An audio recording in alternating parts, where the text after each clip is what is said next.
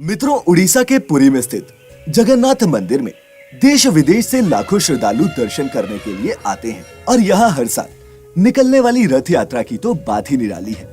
ये विश्व भर में प्रसिद्ध है। लेकिन मित्रों, क्या आप इस मंदिर की स्थापना और पौराणिक इतिहास के बारे में कुछ भी जानते हैं?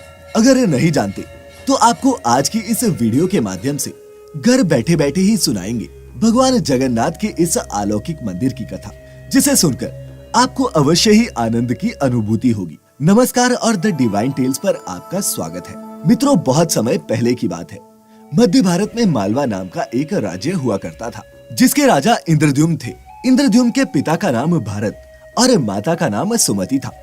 ऐसा माना जाता है कि राजा इंद्रद्युम्न भगवान विष्णु के बहुत बड़े भक्त थे और उनके मन में ये हमेशा इच्छा रहती थी कि किसी तरह उन्हें भगवान विष्णु के साक्षात दर्शन हो जाए, बस उनका जीवन सफल हो जाएगा। एक समय की बात है कि राजा इंद्रद्युम्न के महल में एक ज्ञानी ऋषि पहुंचे और राजा से बोले, हे राजन, तुम भगवान विष्णु के बहुत बड़े उपासक हो, लेकिन क्या तुम उड़ीसा में पूजे जाने वाले भगवान विष्णु के दिव्य रूप नीलमाधव रूप के बारे में जानते हो? ऋषि के मुख से ऐसी बातें सुनकर राजा इंद्रद्युम्न बोले, हे ब्राह्मण, मैं तो इस विषय में अब तक अज्ञानी रहा हूँ, परंतु कृपया करके बताइए कि मेरे आराध्य देव के इस दिव्य रूप को उड़ीसा में कहाँ पूजा जाता है। इसके जवाब में ऋषि बोले कि मुझे भी उस स्थान के बारे में पता नहीं है। मैंने इसीलिए आपसे पूछा कि शायद आप ही भगवान विष्णु के इस मंदिर के बारे में कुछ जानते हो, मगर लगता है कि मेरी खोज यूं ही जारी रहेगी। हाँ, इस मंदिर को खोजने में आप भी मेरी सहायता कर सकते हैं। इसके बाद ऋषि ने राजा से आज्ञा ली और राजा इंद्रद्युम्न ने भी उन्हें सम्मान पूर्वक महल से विदा किया। इधर जब ऋषि चले गए तो राजा इंद्रद्युम्न ने अपने मुख्य पुजारी के भाई विद्यापति को यह आदेश दिया कि वो उड़ीसा जाए और उस जगह का पता लगाए जहां भगवान विष्णु के दिव्य रूप नीलमाधव की पूजा की जाती है। राजा का आदेश मिलते ही विद्यापति उड़ीसा के लिए निकल पड़े और कुछ दिनों की यात्रा के बाद जब वे उड़ीसा पहुंचे तो उन्हें गुप्तचरों से पता चला कि सबर कबीले के लोग हैं जो नीलमाधव की पूजा करते हैं। ये सुनकर वे उस कबीले के मुखिया विश्ववासु के पास पहुंचे और उनसे विनती की कि वे उन्हें उस जगह पर ले चले जहां नीलमाधव की पूजा होती है, परंतु विश्ववासु ने विद्यापति को वहां ले जाने से मना कर दिया। ये सुन विद्यापति सोच में पड़ गए और उसने मन में ठान लिया कि वह किसी भी तरह नीलमाधव का दिव्य स्थान देखकर ही रहेगा। कुछ समय वहीं रहने के बाद विद्यापति को यह ज्ञात हो गया कि सबर कबीले का मुखिया विश्ववसु ही नीलमाधव का उपासक है और उसने भगवान की मूर्ति को किसी गुफा में छिपा रखा है। लेकिन विश्ववसु था कि अपने फैसले से टस से मस नहीं हुआ। विश्ववसु की एक बेटी भी थी जिससे विद्यापति को प्रेम हो गया था और कुछ समय बाद उन्होंने मुखिया की बेटी से विवाह भी कर लिया। इसी तरह कुछ समय बीता। फिर एक दिन उसने अपनी पत्नी से कहा कि वह अपने पिता से बोले कि वह मुझे नीलमाधव के दर्शन करा दे। मुखिया की बेटी ने भी अपने पत्नी धर्म का पालन करते हुए अपने पिता से विनती की कि वह उसके पति विद्यापति को नीलमाधव भगवान के दर्शन करा दे। बेटी की विनती सुनकर विश्ववासु भी तैयार हो गया, परंतु उसने शर्त रखी कि विद्यापति की आंखों पर पट्टी बांधकर ही उसे वहां ले जाया जाएगा। विद्यापति शर्त मानते हुए वहां जाने को राजी हो गया। शर्त के अनुसार अगले दिन विद्यापति की आंखों पर पट्टी बांधकर मुखिया उसे नीलमाधव की मूर्ति के पास ले गया। लेकिन विद्यापति बहुत चालाक था। वो रास्ता याद रखने के लिए राह में छोटे छोटे कंकड़ फेंकता चला और दर्शन करने के बाद वापस लौट आया। अगले दिन कंकड़ों की मदद से विद्यापति नीलमाधव की गुफा तक पहुंच गया, जिसके बाद उसने भगवान नीलमाधव की मूर्ति चुरा ली और अपने राजा को लाकर दे दी। उधर जब विश्ववसु को इस बात का पता चला कि उसके आराध्य देव की मूर्ति चोरी हो गई है तो वह बहुत दुखी हो गया। अपने भक्त के दुख से भगवान भी दुखी हो गए।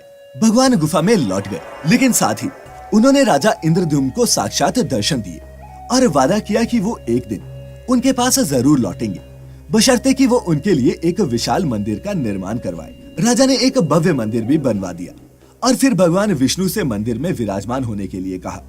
भगवान ने उत्तर दिया कि तुम मेरी मूर्ति बनाने के लिए समंदर में तैर रहा पेड़ का बड़ा टुकड़ा उठाकर लाओ, जो पुरी के समंदर में तैर रहा है। राजा के सेवकों ने उस पेड़ के टुकड़े को तो ढूंढ लिया, लेकिन वो सब लोग मिलकर भी उस पेड़ को नहीं उठा पाए।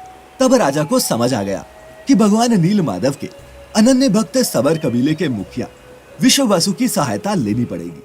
सब उस वक्त हैरान रह गए जब विश्ववसु अकेले ही उस भारी भरकम लकड़ी को उठाकर मंदिर तक ले आए। अब बारी थी लकड़ी से भगवान की मूर्ति बनाने की। इसके बाद राजा के शाही कारीगरों ने लाख कोशिश कर ली, लेकिन कोई भी लकड़ी में एक भी छेनी तक नहीं लगा सका। तब तीनों लोगों के कुशल कारीगर भगवान विश्वकर्मा एक बूढ़े व्यक्ति का रूप धरकर वहां आए। उन्होंने राजा को कहा कि वो नील माधव की मूर्ति बना सकते हैं, लेकिन उनकी एक शर्त है कि वे 21 दिन में मूर्ति बनाएंगे और अकेले में बनाएंगे। कोई भी उन्हें मूर्ति बनाते हुए नहीं देख सकता। राजा ने उनकी शर्त मान ली। इसके बाद कई दिनों तक मंदिर के अंदर से लोगों को सिर्फ आरी छेनी हथौड़े की आवाजें आती रही।